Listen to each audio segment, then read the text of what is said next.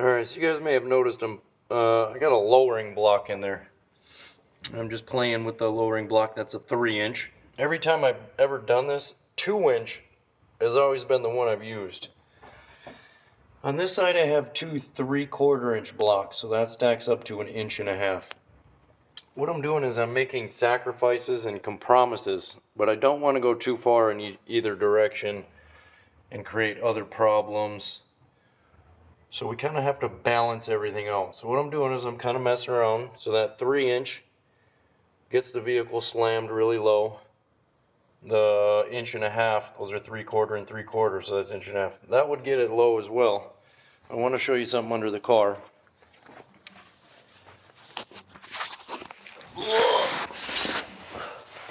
So the side with the 3-inch, we got plenty of floor clearance. But it is starting to get tight in this area. Very tight in this area.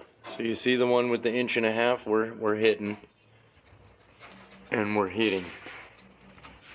And that's with the 1.5 inches in it. So I think 2 inches is going to be the magic number.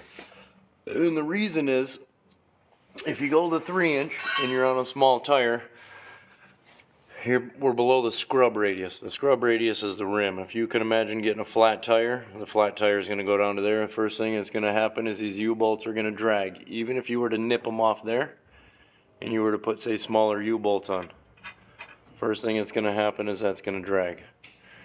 You might say the same thing about the panhard bar, but the panhard bar is above the body. The body would drag before the panhard bar.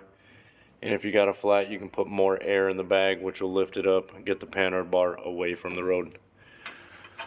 So this 3-inch block is cool, but it creates a problem. It has its benefits. Benefits is it clears the floor. Problem is we're below our scrub radius.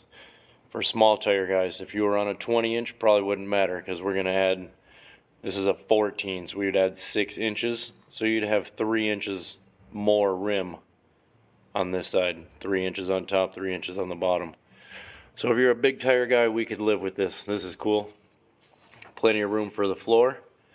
This also drops the trailing arm down and keeps it in our kind of sweet spot, 6 inches up, and then as we travel, we go 6 inches down.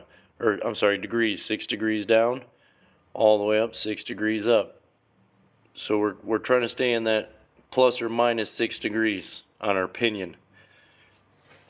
The farther this bar goes up, like if we were to take the lowering block out, then we have more drastic pinion angle change on our suspension travel. So we got about 3 things we're trying to pay attention to. We want to keep this in our sweet travel spot, but we also don't want to be below our scrub radius. Since we have the room on the floor, let's get rid of this 3-inch block and we're going to do a 2-inch block. The 2-inch block is going to be a 1/2 inch larger than this, so it should stop this from hitting and this from hitting and burying our C-notch. With that 2-inch block in there, we're not going to drag on the ground if we get a flat tire. So I also have a little bit of work to do in this area. That's why I want to change the drawing, have it swoop farther back. That's going to be an issue. Having that 2-inch block is going to stop that sooner, but I think we're going to be about 1/4 to a 1/2 inch short up there. But other than that, I'm in love with the bag position.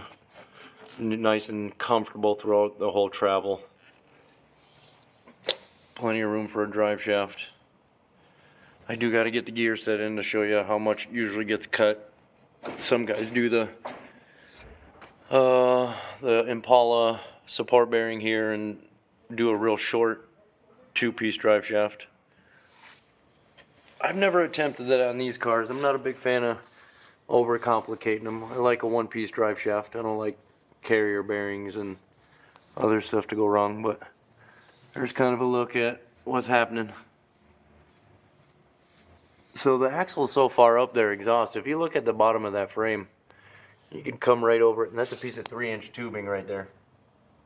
It's kind of bouncing around, free floating. So you could darn near come just under the axle. You don't necessarily have to go up and over the axle. The axle's so far in the vehicle anyway.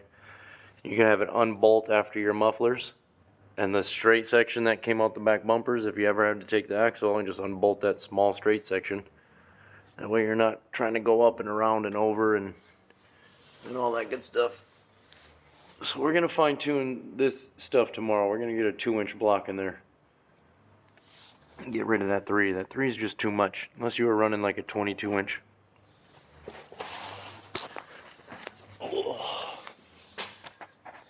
I guess I'm gonna drop it down and throw a pinion in there and a larger wheel.